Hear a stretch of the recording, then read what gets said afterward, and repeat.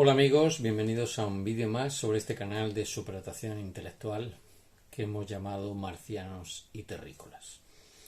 Hay mucha gente que piensa que usamos el término terrícola como despectivo, pero nada más lejos de la realidad.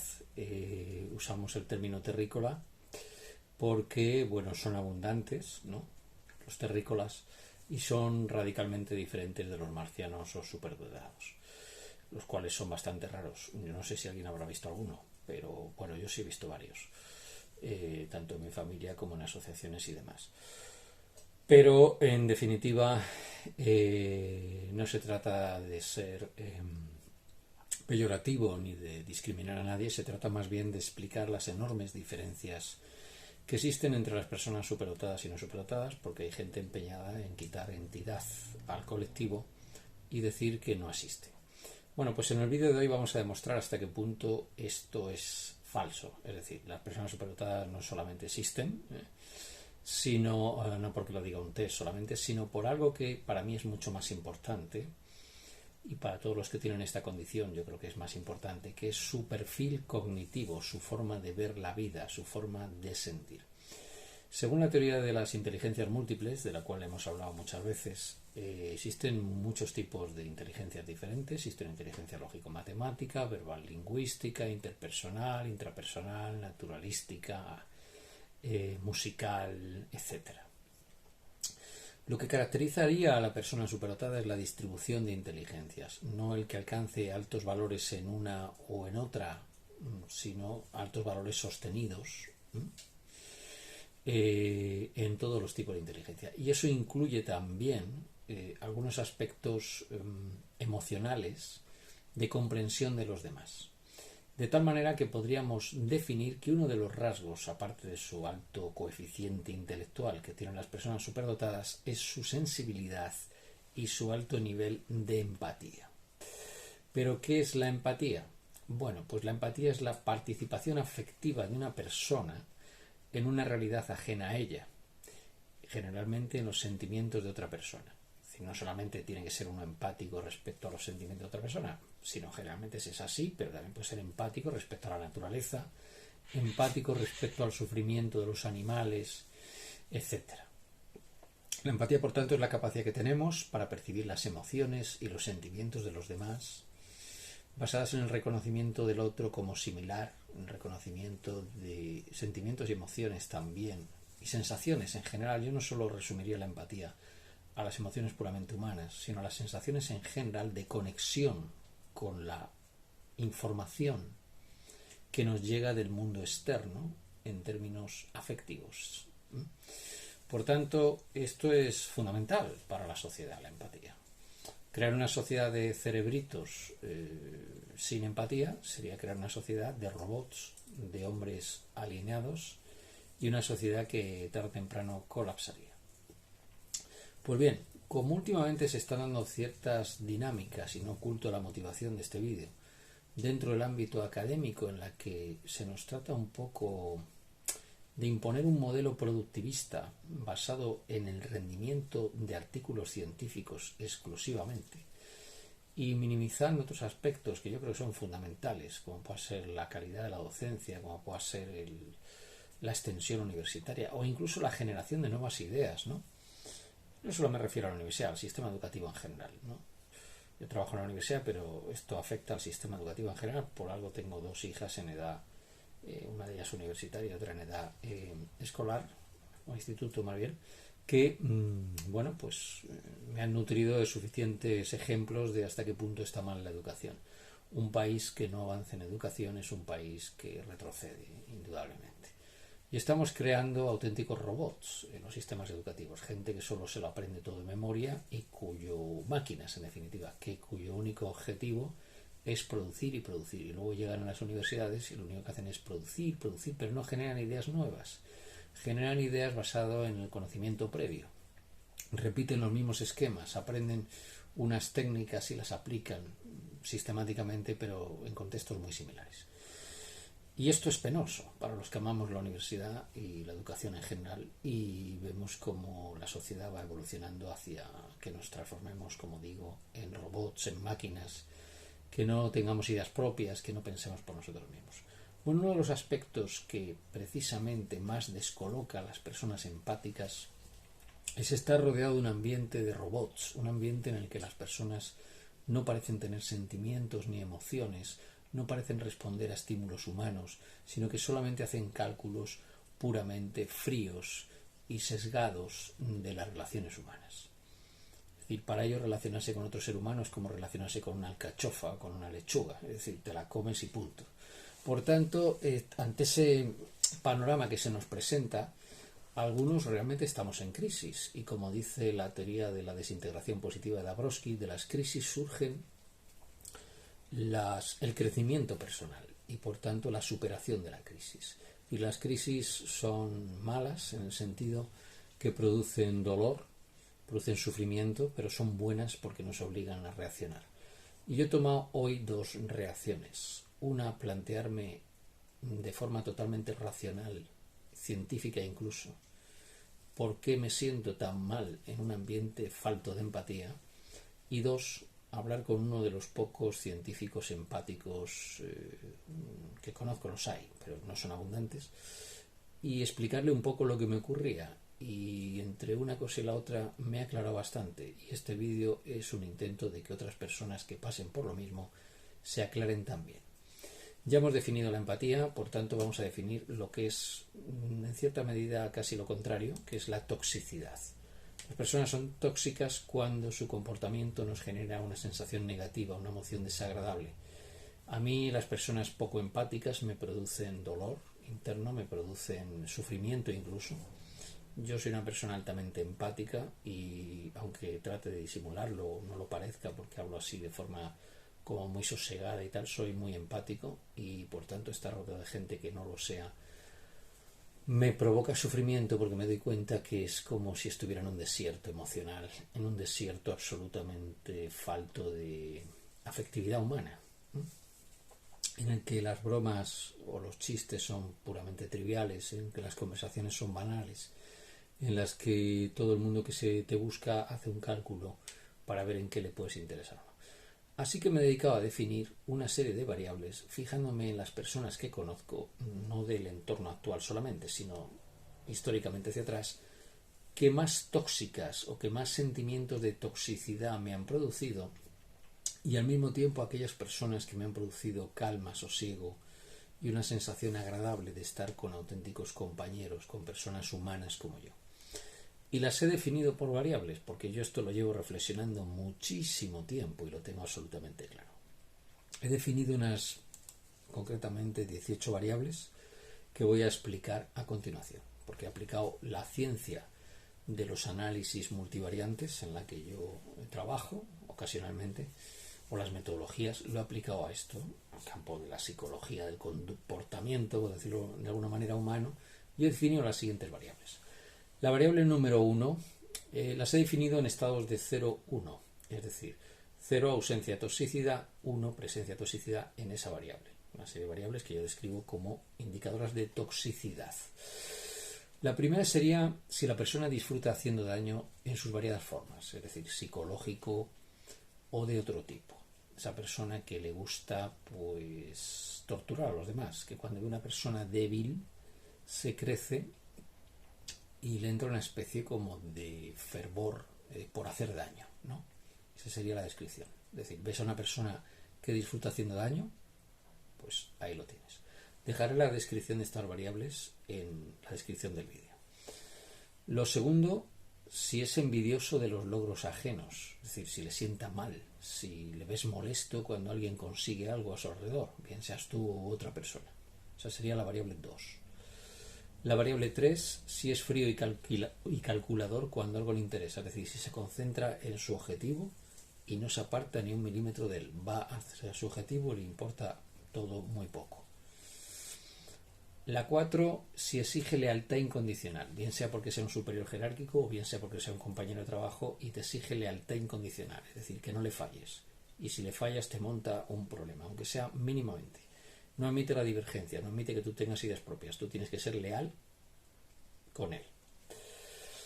En todo. La variable número 5, ¿Notas que finge sus emociones, que parece que hace teatro? Si te pone una voz melosa o te habla así como muy despacito, ¿por qué tal? ¿Por qué cual? ¿No? Nosotros, las personas con superdotación, detectamos esto con facilidad porque tenemos un radar también para la información emocional. ¿Tú has notado que hay personas que fingen sus emociones?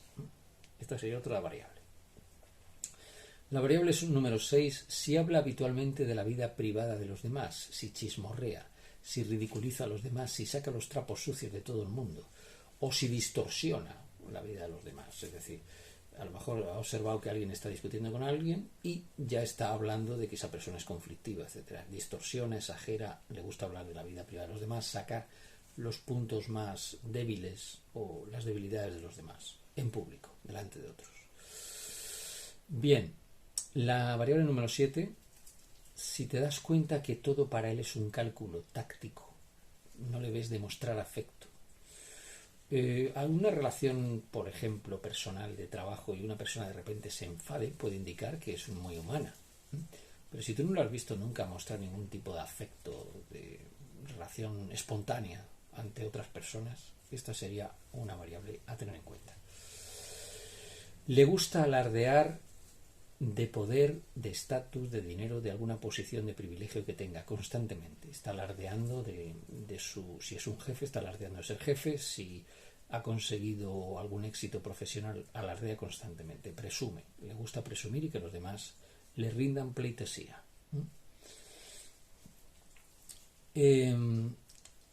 La variable número 9 sería: le obsesiona su éxito profesional. Para él es lo más importante es conseguir éxito en su profesión.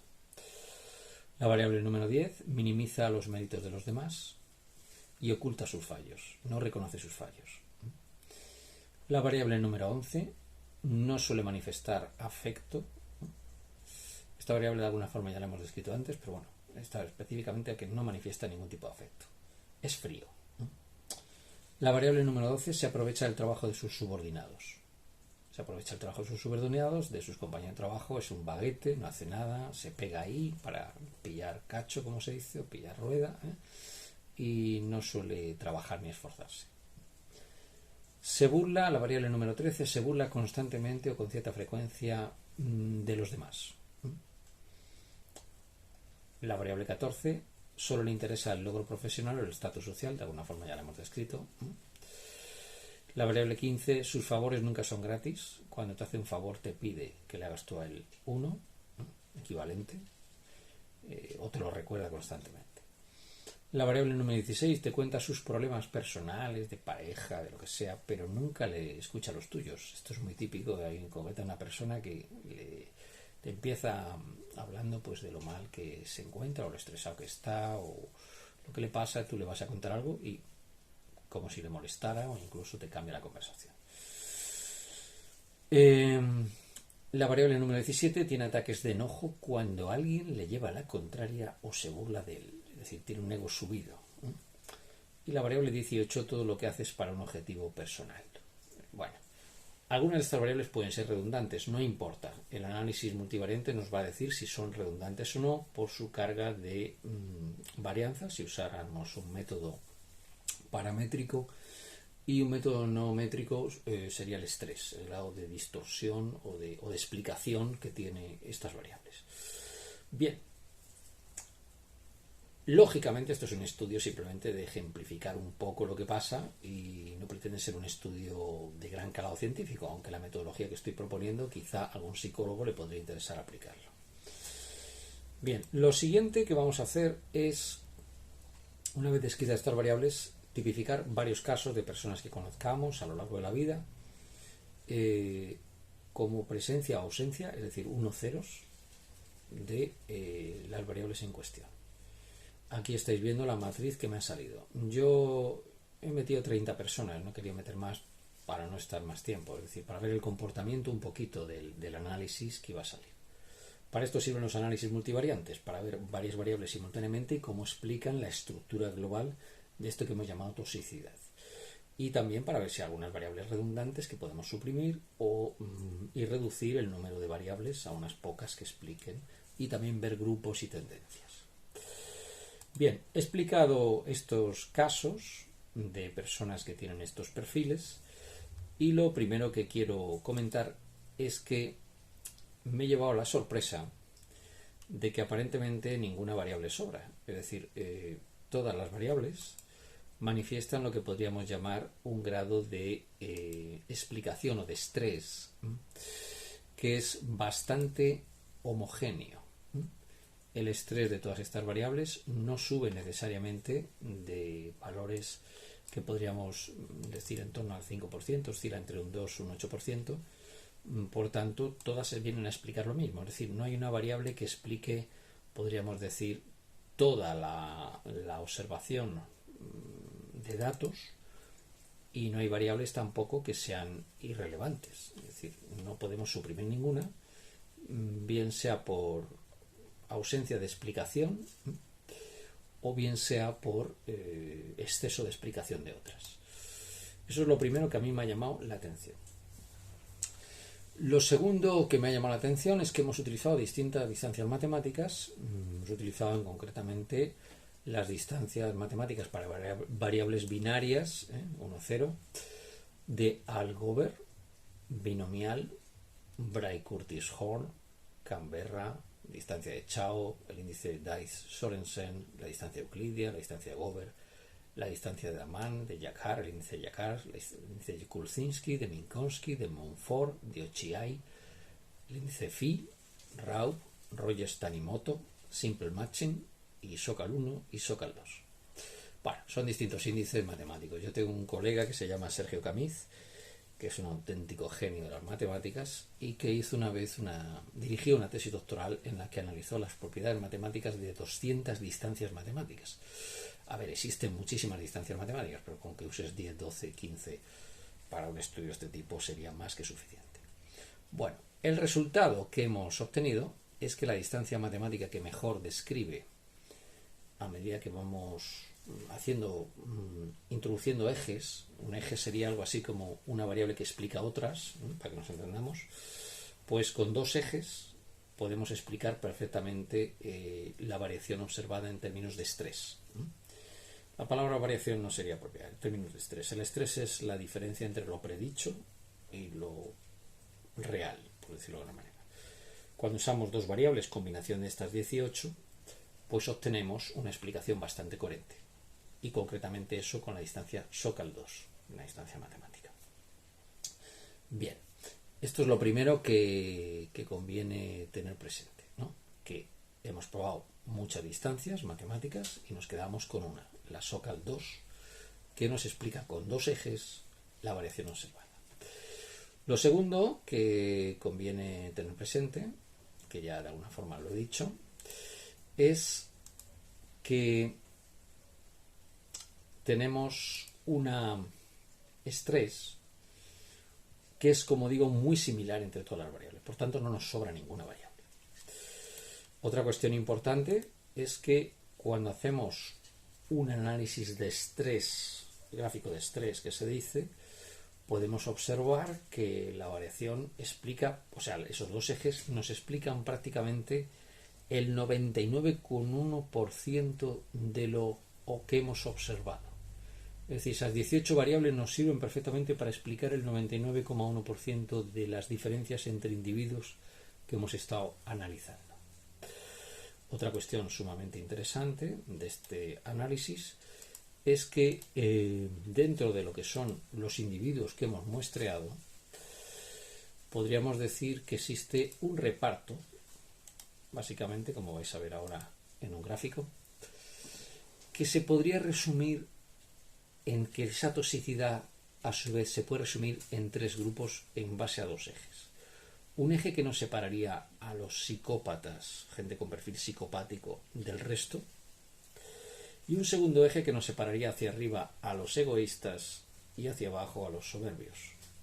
Es decir, personas que solo piensan fríamente en sí mismas o personas que son, en definitiva, que se enfadan con facilidad, que son muy agresivos, ¿no? ¿Puede haber un egoísta agresivo? Obviamente. ¿Puede haber un psicópata agresivo? Obviamente. Pero esto lo que indica es que las personas con esos perfiles son distinguidas en el análisis. Como observáis en el gráfico, habría una elipse en el centro del eje negativo, decir, psicopatía negativa, por decirlo de una manera, y sin egoísmo y sin soberbia. Y esto es muy importante porque nos sirve para explicar por qué nos encontramos en un ambiente tan deshumanizado en el que no nos sentimos a gusto. Porque en algunos casos, y ha habido un individuo en concreto que ha marcado 1 en todas las 18 preguntas. Y ese individuo yo sé que tiene un perfil psicopático.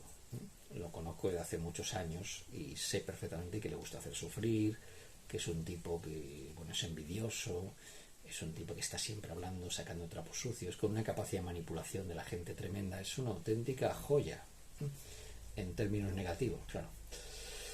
Y tiene un perfil psicopático. Bueno, pues es el punto que se sitúa en el gráfico más a la derecha. Es una persona que tendría un egoísmo alto, controla relativamente bien su soberbia, pero es claramente psicópata. También este análisis nos separa a gente que es súper fría, calculadora, manipuladora, nunca la verás enfadarse, no disfruta haciendo daño, pero le importa a todo el mundo un carajo y va a su puñetero interés. Si te invita a comer es porque le interesa en ese momento comer contigo y no comer en su casa solo. Si por ejemplo te hace un favor es porque quiere conseguir algo a cambio. Este tipo de gente, ¿no? Si te invita a su casa de campo es porque te va a pedir que le ayudes en la huerta, yo qué sé, se me ocurren este tipo de ejemplos. Y luego tendremos al soberbio, la persona que no acepta bajo ningún concepto que tú le lleves la contraria, que sus ideas se imponen a los demás. En resumen, toda esta toxicidad que hemos analizado se resume en 3 componentes que son la psicopatía, el egoísmo y la soberbia, según esta aproximación que hemos hecho. Por supuesto que esto no pretende ser un estudio científico, sino solo un indicador de por qué nos encontramos mal. Precisamente las personas con las que más a gusto me encuentro son las que están dentro de esa elipse. De las 30 personas analizadas, hay 7 que son auténticos compañeros de trabajo con los que puedes tomarte un café, conversar de cualquier tema. Son gente inteligente, muchos de ellos son superdotados, otros no, pero son gente inteligente todos ellos. Y además son gente que se hace cargo de tus problemas, que te pregunta cuando estás enfermo, que te felicita por tu cumpleaños, que te tiene presente, que pregunta por tu familia, yo que sé, ese tipo de detalles que hacemos las personas entre seres humanos, ¿no?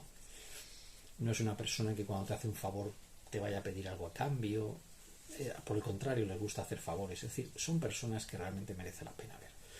Entonces, como receta general, por supuesto, si ves a un psicópata, sal corriendo en dirección contraria. Cuando ves a alguien que se enfada, que es soberbio, que no quiere cambiar de opinión, que no razona, evítalo. Y por supuesto, si ves a un egoísta, ten presente que nunca vas a sacar nada de un egoísta. Sacar nada suena a egoísta, pero me refiero a sacar nada en sentido amplio, es decir, no te va a dar ningún retorno un egoísta. Un egoísta solo te manipula, solo trata de utilizar, en el caso de los superdotados, vuestra capacidad, vuestra sapiencia, vuestra creatividad en beneficio propio.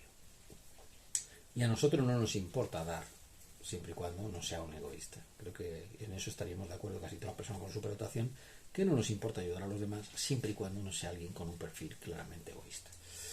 Bueno, a la vista de estos resultados, espero que te hayan servido para ilustrarte por qué nos encontramos en ambientes tóxicos. Y es increíble que este estudio que he hecho solo con 30 individuos me haya encontrado solamente 7, que es un 20 y tantos % de personas con las que merece la pena estar.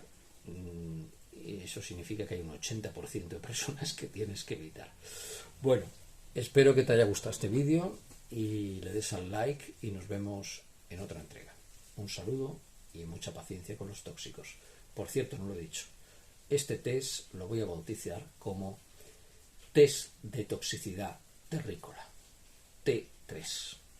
Espero que se imponga como un desarrollo en futuros estudios de psicología aplicada. Un saludo y hasta otra.